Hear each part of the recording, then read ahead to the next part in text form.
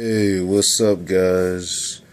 After I looked at Monday Night Raw today, I thought of making a video, and of course, I just posted one not too long ago, but that's not even in this category.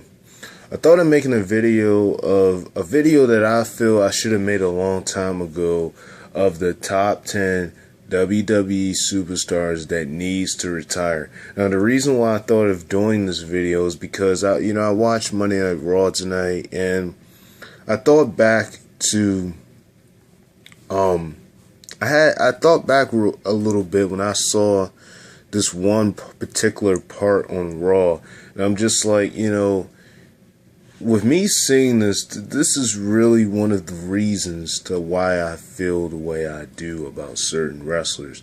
It's not just the way how they're used. It's just certain things I'm saying that really makes me feel that for the better, it would be good if they retired. So, without further ado, because I don't want to have to make a part 2 of this video, let's get started. At number 10 is Kane. I'm talking about Demon King. I'm talking about whichever King he decides to have himself as. King has been in the company since 1997. And, for the longest, he's always had this position, this thing in the WWE that he represents. And it's like, me watching King wrestle now, it's not the same anymore. He's way out of shape. He can't do a lot of what he used to do. And it's like they're not using Kane to his full potential. It was a time where Kane actually was used good in storylines. But now it's at the point where they don't know what to do with Kane. And it's just crazy to me. I remember Kane has had a lot of success in the WWE. There's no doubt about it. Since he's been in the company all these years, he had the most eliminations at the Royal Rumble before Roman Reigns had beat it. He had over 11 eliminations in the 2001 Royal Rumble. He was the first man to cash in his Money in the Bank on the same night that he won it against Rey Mysterio, after Rey Mysterio had previously just retained this title from Jack Swagger. He's done a lot within the company. When he very first took his mask off on the episode of Raw in 2003, in June of 2003, it was the highest ratings on that show. But Kane is pretty much at the point where I feel he needs to give it up. Kane has done everything there is to do. He's pretty much has won every title that there is to win. He's been a WWE champion before, well, WWF at the time. He's been a world's heavyweight champion. He's been a tag team champion. He's pretty much won it all, and he's done it all. And I cannot stand. I would be more better with him being corporate king and him actually staying away from the ring, because after what I've seen tonight, and I know that this was planned this way, I know it was planned for the Miz to get counted out and everything, but that's not particularly what I'm talking about. Just the whole thing with Kane wrestling at this point.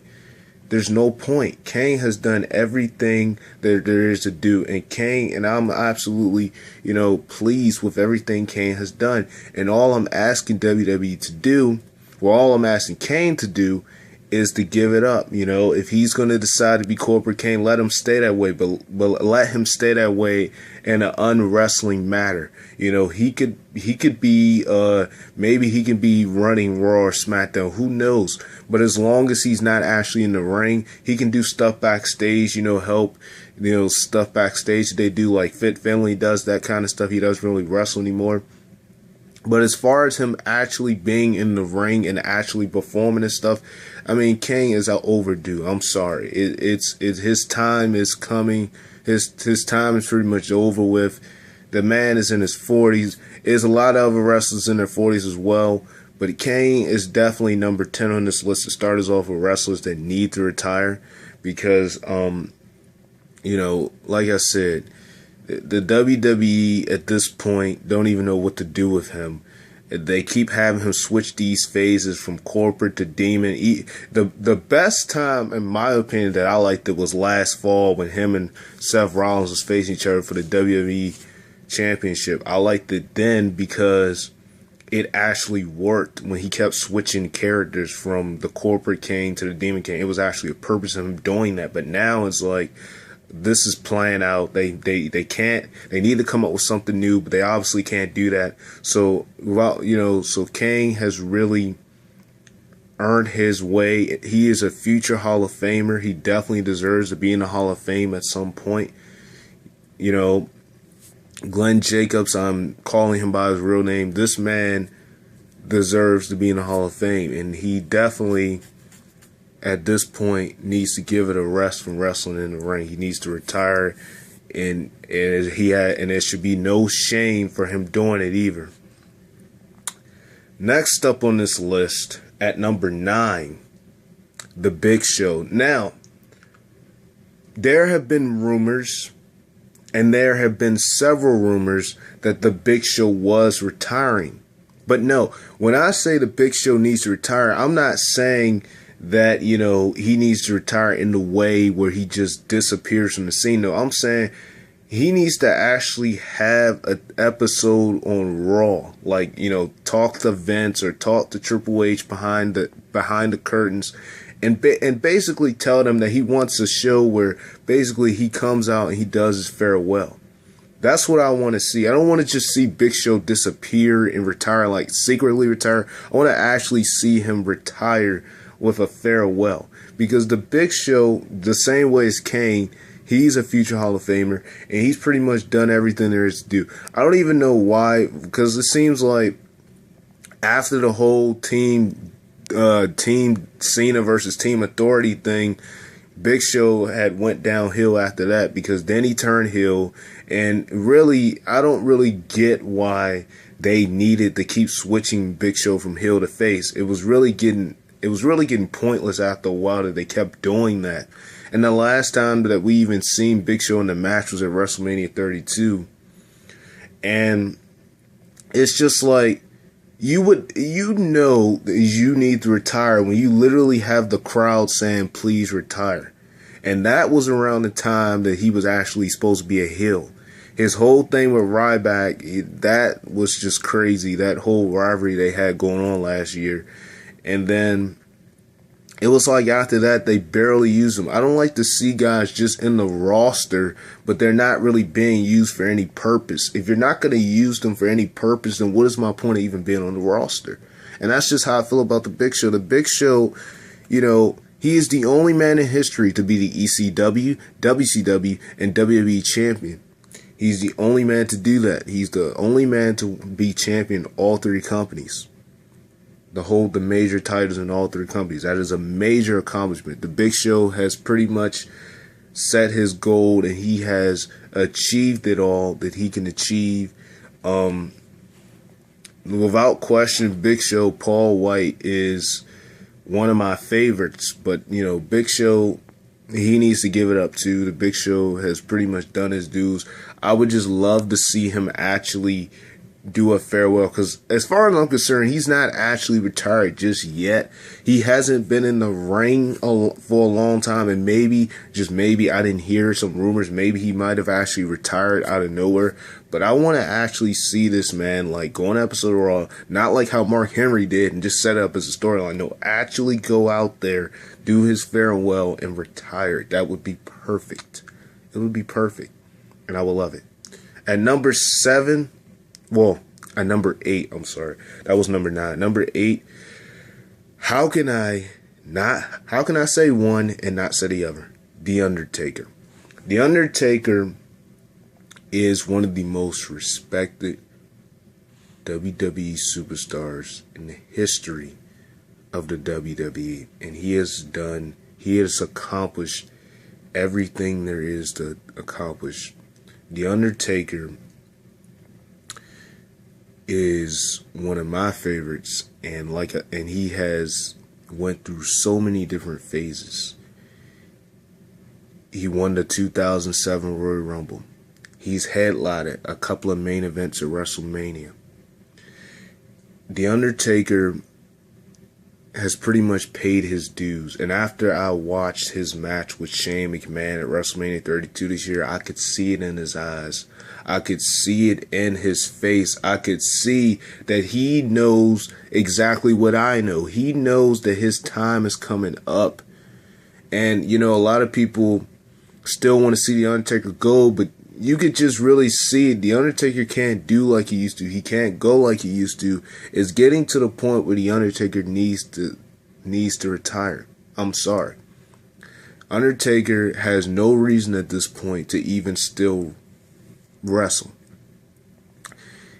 He had one of the longest streaks in the history of WWE at WrestleMania, and it was broken by Brock Lesnar.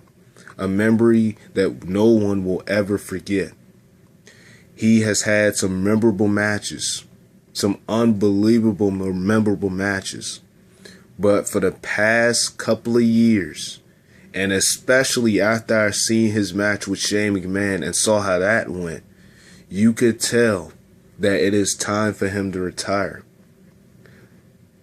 Like I said, it would have been more fitting for him to retire at this year's WrestleMania, as this was in Texas, where Undertaker was born and raised from, than for him to go to next year's WrestleMania 33 and wrestle again.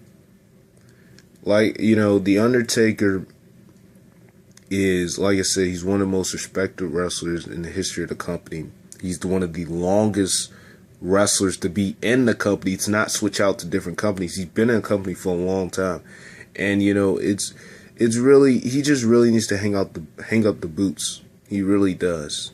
He really does. And there's no shame in him doing it either. He has paid his dues.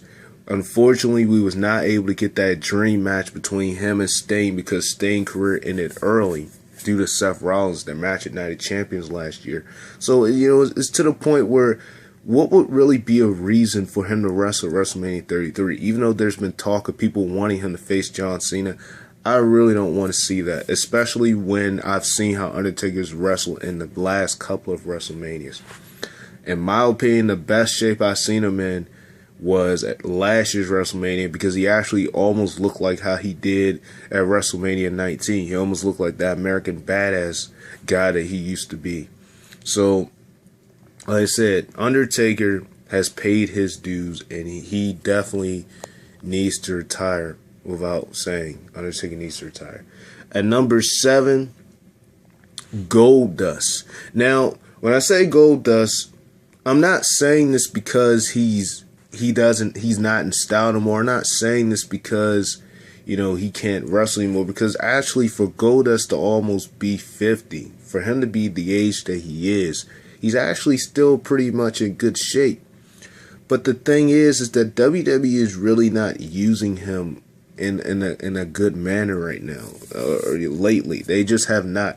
I think the best that Goldust had was when him and his brother were together, and then once they released once his brother left the company, and once they broke up, because of course, you know, eventually they ended up breaking up earlier last year because Cody Rhodes turned on Goldust, and then it set up a match at Fastlane, which we all thought was going to be very successful, and then we saw how that turned out. So it's kind of like, you know, they've been doing this thing with him and R-Truth being a team, but let's be realistic. We know they're not going to win any tag team gold. We know that they're not going to be one of the big superior tag teams out there. So why don't you just give it up? I mean, they're both old. It's really just really ridiculous at this point. I think Goldust, you know, he should retire. He should retire. It's no point of him even being in wrestling at this point. You know, Goldust may have not been as accomplished as the last 3 guys I said on this list, 8, 9, and 10. But Goldust has had some memorable moments in the WWE. It's mainly the WWF back in the Attitude Era. And You know, it's just to the point where it's not the same anymore. I'm sick and tired of them doing this thing. They kind of stopped doing it now, but they were doing this long time storyline with him and R-Truth battling Tyler Breeze and Fandango, whatever he want to call himself. And it's like, you know, what's really the point of this? We're tired of seeing it. There's nothing going on. There's no one's benefiting from the storyline. It's not going to make anyone any better. And it's like, I just really think that Goldust should retire for the better. Should retire for his own saying. His brother's already left the company, and he might come back, but still, Goldust, it's just really no point in him. The whole point of him coming back really was for his brothers back in 2013 when they had that big storyline going on that was very successful at the time. But Goldust should really retire. They're not using him well. And it's crazy. He went from being a tag team champion with his brother twice, because they were tag team champion when he was Cody Rhodes, and then they were tag team champion when he was Stardust, when he had that persona of his. And then he just went like this. It's just like, why? And then in some ways, and sometimes they might use him as a jobber, so that's really a reason to retire or not to be around. So Goldust will be number 7 on this list. And right behind him, I'm going to say number 6, and this is going to probably shock some people, R-Truth, his own tag team partner. Why do I say R-Truth at number 6? Well, let me think about it for a minute. So, you see R-Truth, the same way as Goldust, like I said before, he isn't being used that much either. It's like, you would think, because it took R-Truth a long time, and he had been in the company in the early 2000s. It took him years just to win a single title. He was a hardcore champion, but he didn't hold it that long. But it took him years to hold a single title, the United States title. He won it in 2010 against The Miz, and then he lost it like the next week. Then 2 years after that, he won the tag team championship with Kofi Kingston and has done absolutely nothing since. They started this whole little Jimmy thing, and it's like, really, ever since him and ever since he lost the tag team titles when he was with Kofi Kingston, and I thought he should have won it when he was with The Miz, because Awesome Truth was actually a pretty good team in my opinion when they were together, but he got suspended, so that ruined that. He hasn't done anything. They put him in all these title matches, and then he just goes on and lose. He's consistently lost in title matches that they actually put him in. And it's just crazy to me. I don't, and in some ways they kind of use him as a jobber. I just don't really like what I'm seeing. And I really think that it would be best if R-Truth had retired. Because R-Truth, he's not serving any purpose in the company at this point. He's just not. They don't know what to do with him. So, guys, okay, so I didn't want to do this, but I'm going to make a second video because I don't want to get cut off. So stay tuned, because there's another video coming up that's going to cover the rest of the people on this list. So stay tuned on the top 10 WWE superstars that needs to retire. I will continue to talk about R-Truth, so stay tuned.